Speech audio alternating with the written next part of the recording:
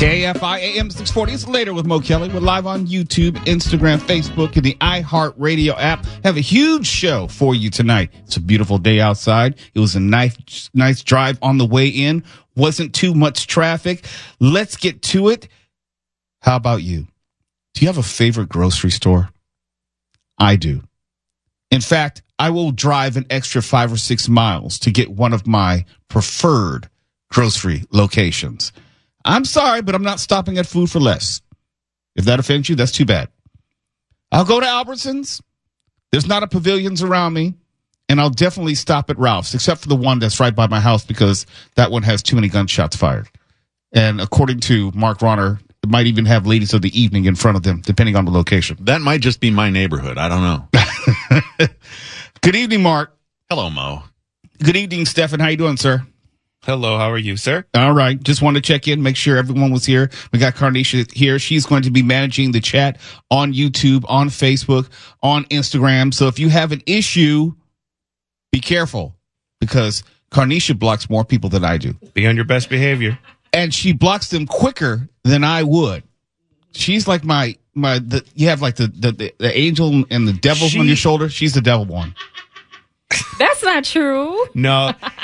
But I will say this. I watch it. She gives a quick warning right away. Yeah.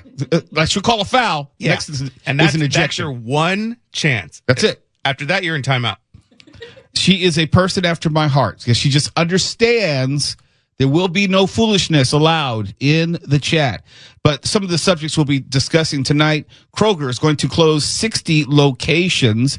And if you're like me, that might impact you. Depending on where you like to shop, where you have to shop. Because with me, there's certain foods I know that are only available at my Rouse. The one that I want to go to. The one that has the least amount of bullet holes in the side of the building. No, seriously. I actually shop at the one on Redondo Beach Boulevard in Van Ness. So don't be surprised if you see me there. That's where I do all my grocery shopping. Well, what kind of foods are we talking about here that you must go there for? They don't have a Sonic out here, for example. Sonic has these tater tots, which are so damn good. So good. You know what I'm talking about. They are good, and they're not in a lot of grocery stores. But this particular Rouse has them. Frozen. Yes. It's such a bummer that we don't have a Sonic out here. We don't. I think, what's the nearest one? Maybe Fullerton or something like that? Yeah, it's not close. So I will get my Sonic tater tots from there. They are head and shoulders above all the other tater tots. And then what? Do you air fry them or put them in the oven? Oh, no, air fryer. Okay, all right. Air fryer, 10 minutes at 350 degrees. This is important to know. Everybody loves tots, and this isn't even a Napoleon Dynamite thing either. But not everyone can make them well. No. They're seasoned differently. No, because you don't want soggy tots. I'll tell you that right now. No soggy tots. Look, no disrespect to Ore-Ida, but they're just not as good. There's too much salt. It's seasoned differently. But that's one of the foods that I have to get from my particular Rouse. And also there's some fake egg products. It's called eggs from plants that I'll buy that they usually have there in stock. Long story short, I found out that I have somewhat of an egg allergy, and it makes it difficult on my arthritis. True story. If I eat too many eggs, and so I've been eating some egg alternative products.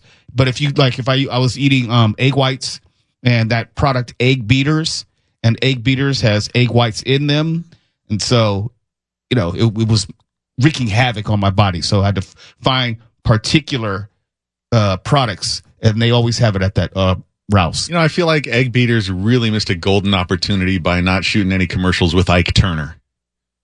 Hello? Hello? My God. Come on, food. You do not get a rim shot. That joke would have worked 5 years before the Me Too movement. Oh, please.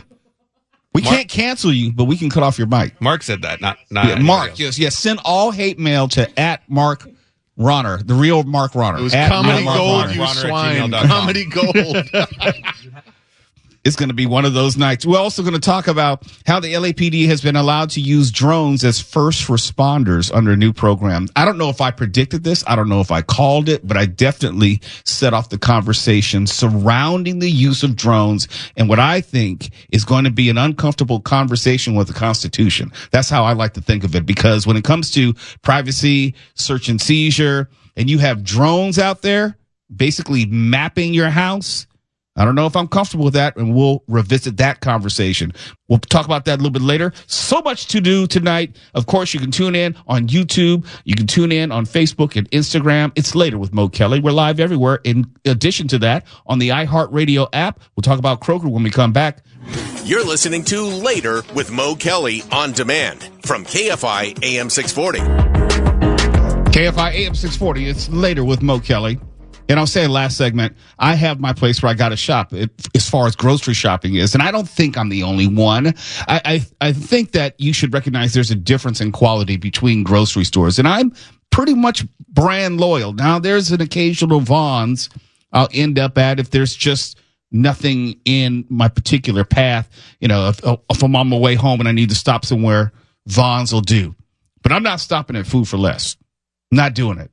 And if you don't know, Food for Less is a subsidiary of Kroger, as is Ralph's. Like Ralph's is their Lexus, and Food for Less is their Toyota. Think of it that way. Except Food for Less is not even a Toyota. It's really, really bad. It's their Oldsmobile Delta 88. There we go. Do they have Food for Less in Washington? I don't believe so, no. Yeah, I haven't seen them outside of California. It may be just a California brand, but Food for Less is really, really bad. And unfortunately, Food for Less always is near where I live.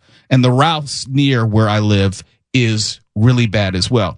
The reason I mentioned that is because Kroger, Food for Less and Ralph's, the parent company, Kroger has said that it's going to close 60 U.S. stores in the next 18 months as a point of consolidation and hopefully improving products. Now, they don't list the prospective stores which are going to be closed, but if you were just to take the eyeball test and go through some of these stores, so the one I that's close to my house that I can't stand and refuse to go to because we'll put it this way. If you walk into your Ralph's or Food for Less and they have armed security, that's probably not a place where you want to shop. And I mean I'm not talking about the old security guard. I'm talking about armed security because shots may ring out at any moment. That's my Ralph's. And it's at, I want to say, Vermont and 120th Street. So what is the caliber of the security guards at yours? Because mine, they were a little iffy. You weren't confident that if stuff started going down that they'd be able to handle it. No, these were decent size, decent age, youngish men. I want to say maybe early 30s. So are we talking like Gravy SEALs here? No, or no. Serious guys. No, these seem like guys who are probably trying to get into the police academy. I don't think that's how you do that. No, I'm just saying. It looked like they're maybe law enforcement adjacent. All I know is they got their gun, and it's not a revolver. Okay, it's probably it's a Glock, from what I could tell. I wasn't putting my hand on it to see, but it seemed like it was a Glock. Yeah, that's discouraging. Yeah, so I'm not going to shop there, and I say that to say the Ralph's by my house, please close it. Please just take it away. Because when you walk in, and I've walked in it before, not only is there a likelihood of violence breaking out, but it smells rancid in there. It's like, how can people shop here? But then you remember, where I live, there's pretty much a food desert. You don't have a lot of grocery items. That's a serious point. There are not a lot of places to shop as far as grocery options. And so you get what you get, and you're stuck with what you're stuck with. And I'm quite sure that's one of the lowest performing stores. If you ever go by 120th in Vermont, you'll see it's really, really bad. But for many people, it's the only option. And if Kroger's going to be closing stores, I earnestly beg of them, please close that one, but put up something better. Just hopefully raise it to the ground. Yeah, there's no good coming out of that store. Now, you're not the same kind of degenerate vampire late night person I am, and I go to the store after work a lot of the times. And I don't know if you know how hairy it gets at Ralph's when they're trying to shut the doors at 1 and people still want in, they think they're going to get some booze or something. And the security guard's like, nope, you got to come back tomorrow. And people, they don't take no for an answer all the time. They do not. And the Ralph's by me, I think they close at 11 just because it gets too dangerous after that. I don't stop at that one. Like I'll stop at the occasional Vons. Going home from work, I'll stop at that Vons on Pass. I think is it Pass? Yes, sir. That's where I go. Yeah, that's the. And I say I go to Vons, not choosing Vons. It's just the nearest grocery store because I'd rather stop on this side of town than mine. Especially if you have like something last minute. It's literally a 4-minute drive from the studio. Yeah. So, yeah. And I don't know where there's a Ralph's around here, so I just go to Vons. I'll say the Ralph's that's nearest to us is. Oh, you know it's what I'm talking about. Oh, yeah. No, it's not a little sketchy. It's a lot of sketchy. Yeah. It's, yeah. There's a lot of illegal things happening in that parking lot. And I didn't expect it in Burbank, and I was like, oh, I guess hood areas exist out here too. Oh, there are. It's just you know when you're in a hood, you know that you're in a hood. Also, it's a long-standing joke. I don't even know if you remember when we were kids. Johnny Carson would never fail to get a laugh when he mentioned shopping at Ralph's because it was so unthinkable that Johnny Carson would set foot in a Ralph's. Well, it's interesting you say that because in like Studio City, they have some very good Ralph's markets. I think it's at Vineland. And when I used to live in Studio City, I would go in that Ralph's and you would see quote unquote celebrities, Hollywood figures all the time. All the time. I mean, there'll be character actors, there'll be movie stars. I can't remember all the people. Like I walked in one day and there was like Wayne Knight. You walk in, I'm trying to think all the people, just various people from TV shows. You would recognize them by face. Oh, Adam Sandler one night. You will see people and then you realize, oh yeah, they do go grocery shopping too. I had no idea. I wouldn't think Ralph's is for the A-listers. Wayne Knight, I believe. Well, you think of the, it's not who the A-listers are, it's the location. And on Ventura Boulevard, you see like 2 or 3 different Ralphs. Now I think they have a Whole Foods. Yeah, they do. But it's going towards Sherman Oaks. So you have 1 or 2 choices. It's either Whole Foods or Ralph's on Ventura Boulevard. You know, in 6 or 7 years living here, I've still never run into a celebrity at a grocery store. You see me every single day. Time for the news. I knew you would appreciate that. But Kroger is going to be closing 60 of their stores, which means a lot of Ralphs. Please close the one nearest to my house for Stefan's sake and mine as well. It's later with Mo Kelly, KFI AM 640. We are live everywhere in the iHeartRadio app. And when we come back, we have to talk about LAPD and their use of drones going forward for first responders. That is probably going to end up as a constitutional issue, but we're going to talk about it when we come back. You're listening to Later with Mo Kelly on demand from KFI AM 640.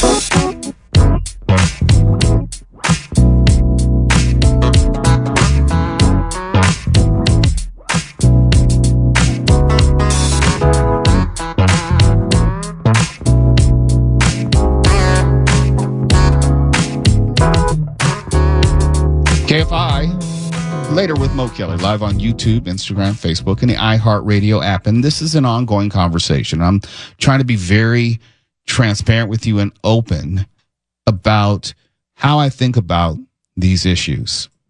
And I think about not how they're presented, but how not only unintended consequences, but how they are likely to evolve. And when we talk about drone technology and law enforcement, of course, everyone wants to be safe.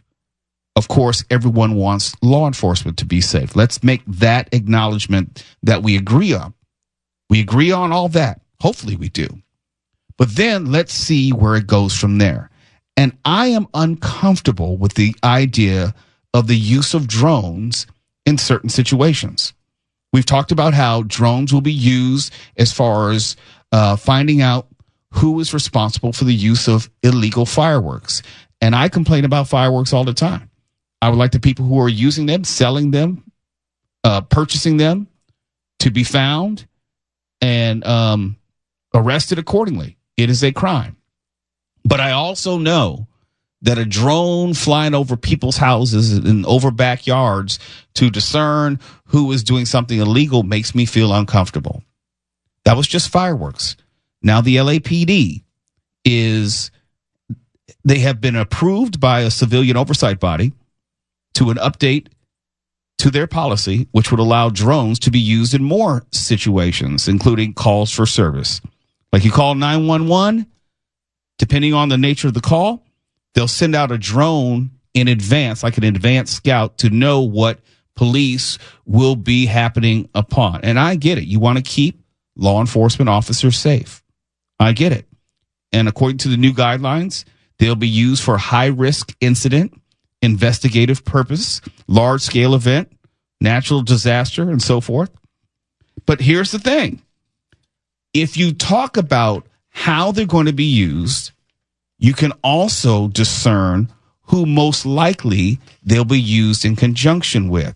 For example, they'll be sending out drones ahead of officers to help with dangerous standoffs, crowd control, monitoring of mass protests for safety reasons. Wink, wink. But department officials stress that it will not be used to track or monitor demonstrators who aren't engaged in criminal activities. Well, if you're monitoring a demonstration, you're monitoring everyone. That's inclusive of the people who might be an agitator. That's inclusive of the people who are genuinely protesting. And it's not about me trying to say that there is no good use for drones and surveillance and law enforcement. I'm not saying that at all. I'm just very, very careful and particular when you talk about the use of drones for mass surveillance. Because when you're sending out the drones, it's not to protect people, it's to surveil people. Let's be clear. When we're using it for first responders, you're sending out the drones, and there's nothing wrong with this, but let's be clear on what it is and what it isn't. You're sending out the drones as a look ahead for police, not as a response to help you, the lay person, the civilian. If you call 911 and let's say it's a domestic call, and this is all hypothetical, but I try to reason this all the way through and see it to its logical conclusion. You call 911 for a domestic dispute and the drone goes out. The drone is not going to get there and help you. The drone is going to get there and give the lay of the land for law enforcement so they know what they're walking into. And I'm okay with that because police should not have to walk in and get broadsided or blindsided by something, because everybody should be able to go home at the end of the night. But I am careful in my support because I don't want drones just hovering in my neighborhood because they are looking for, quote unquote, say it with me, criminals.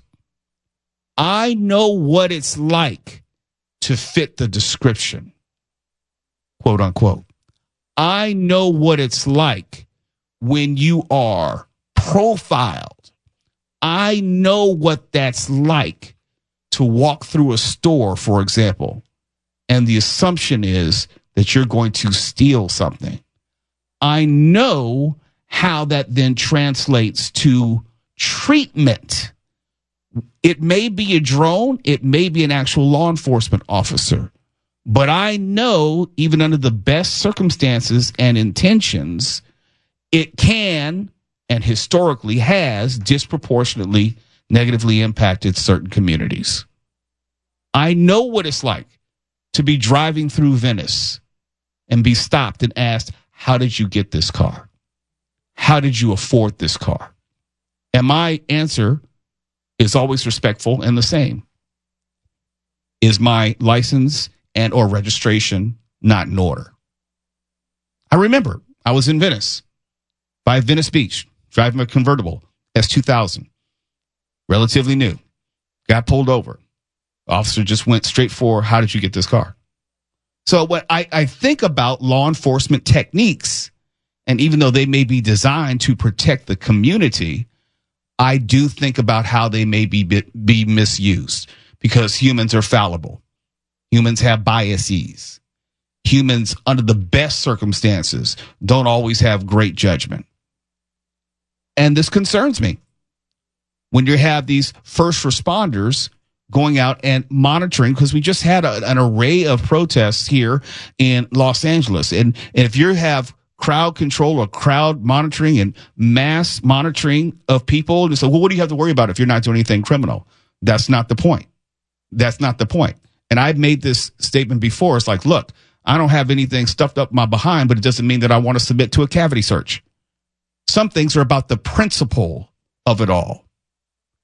And if you're okay with it, and let me rephrase. I find that the people who have absolutely no complaint or concern are the people who it does not impact and probably won't impact. If you've never had to worry about fitting the description, then this probably won't bother you at all. If you've never been assumed to be doing something criminal, then this won't have any reference point for you.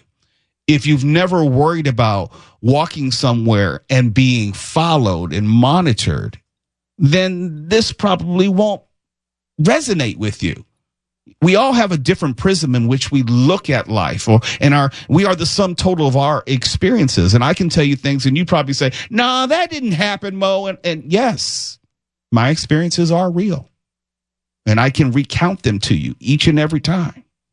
And I can tell you specifically, line item by line item, the times that I know that I was profiled and pulled over, that I was stopped and questioned, told to get out and put my hands on the hood of a police car.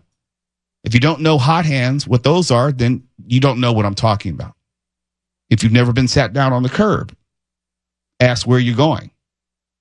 You won't know what I'm talking about. So I'm always suspicious. I think that's the right word. Suspicious when we're talking about another layer of surveillance being used for not even criminal purposes. That's what it is. When you're telling me that you're going to be using these drones to monitor crowds, you're not talking about a criminal call. You're just talking about a social mass monitoring.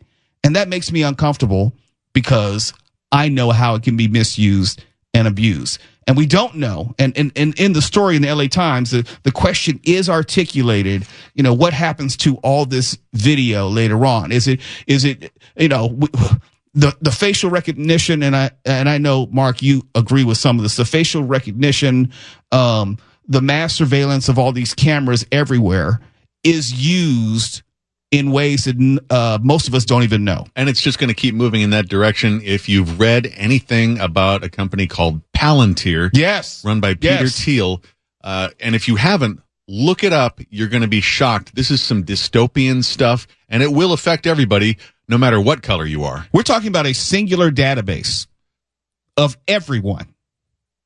Everyone. I mean, Gary Oldman. Everyone. Except it's not funny. No, it's not funny, but it is actually real. Now, I don't know, Mo, if you saw this because it was viral yesterday and last night. I saw some video of a guy in a field who was kind of being stalked by a drone, and he took it out with a broom handle. No, I did not see it. I wanted to stand up and clap in the room I was in. And I wouldn't be mad. No. I wouldn't be mad. And now there's a constitutional issue of where your right to privacy begins.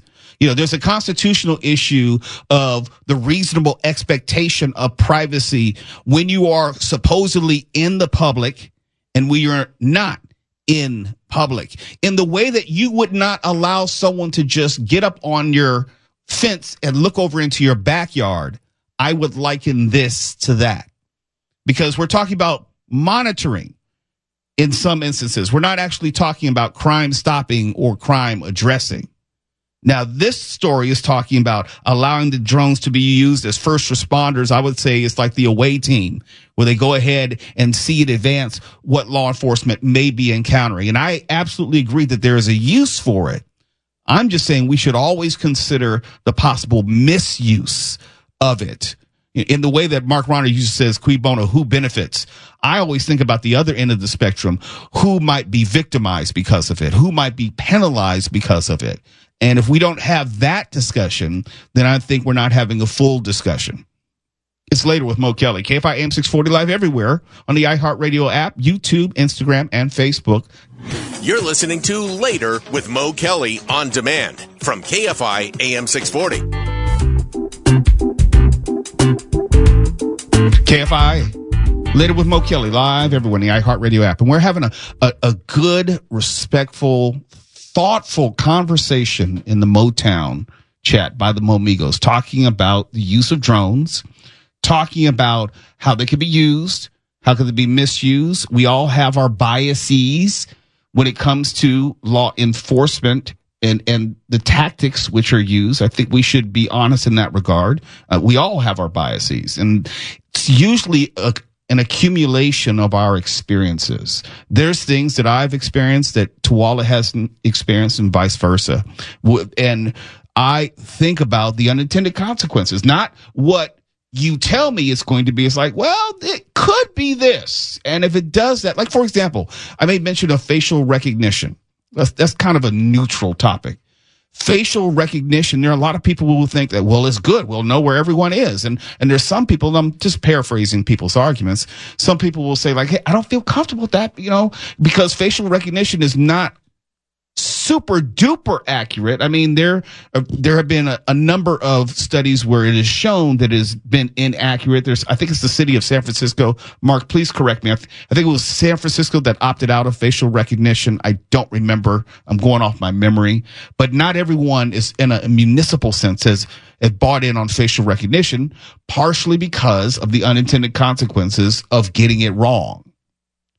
This is why I worry when it comes to drones about what happens if and when they get it wrong, because we know that it's only going to be used in certain places under certain circumstances. That's not my read. I mean, that's what the story says. It's going to be used for certain types of crimes. So that means it's going to be in a higher crime area that's going to be used. It's going to be used for demonstrations. So what does that mean? Okay, it's going to be used in mostly urban areas. I wonder what that leads to. Because when you have the drones going out first looking for fireworks, and you can't see me unless you're watching the show, fireworks, air quotes, or they're going out on a 911 domestic violence call, I have questions about what happens to that video. If they show me, I'll give you an example. Let's say there's a 911 call and someone's saying, Tuwala Sharp, this guy who lives next to me, is using illegal fireworks, and by law, they're allowed to send out the drone for that. But along the way, they notice that Stephen is doing something else in his backyard, which may or may not be illegal. How does that work? Or they find out something about me in my backyard, or just me going about, like Google Earth. You see how people's lives end up on Google Earth. I wonder about the unintended consequences. And it's not that I'm worried about being caught doing something illegal. No, it's just, I just want to believe, or at least think, that there's some level of privacy having nothing to do with a 911 call for someone else. I just marvel at how within a week's time, we went from talking about police departments using drones to detect illegal use of fireworks to drones being rolled out altogether for all types of different reasons. This is what they're telling us as the public story, but they can alter this. The reasons why, this is the forward-facing press release. Yes. We don't know what is inside the details, the minutia of why they can and will use them. Next, there's a drone going out, I don't know, catching me jaywalking, and it's like jaywalking. The drones were in the area and they were looking for protesters, or they were looking for, a 911 call. They were just waiting, and they saw you jaywalking, and we got your face, so we're sending you this ticket. It's funny, but it's not funny, because we do have not necessarily the drones, but the cameras on the buses who just read your license plate. I mean, I have to believe that all this works together as in the same database. It just makes me uncomfortable. I can't say legally, constitutionally, where it is run afoul, but as sure as I'm sitting here, I promise you, within the next 365 days, I don't like making predictions, but I am on this one, there will be a constitutional challenge on this, on Fourth Amendment grounds, as far as illegal search and seizure, right to privacy, and the expectations, because it's invariably going to happen. But that's only going to happen when one of the drones happens to drift into a neighborhood where the intended use of the drone has not been permitted. If you read what I'm saying. I do. Or if there's some sort of unintended consequences where someone else gets caught up in something, because in other words, like if the drone is looking for fireworks, I don't know if the drone can claim exigent circumstances for something that's going on 3 backyards over. Right. I say in the next 365 days, I expect there to be a constitutional challenge to this, because you can't control all of the data, which it's amassing, and all of people's lives, which is amassing in real time. We have not had that discussion yet here in America. North Korea, China, even South Korea, yes, they've had that conversation. We haven't yet, and I don't think we're ready for it. I also don't remember voting on this. No, we didn't. It's later with Mo Kelly. KFI AM 640. We're live everywhere in the iHeartRadio app. KFI and KOST HD2, Los Angeles, Orange County. More stimulating talk.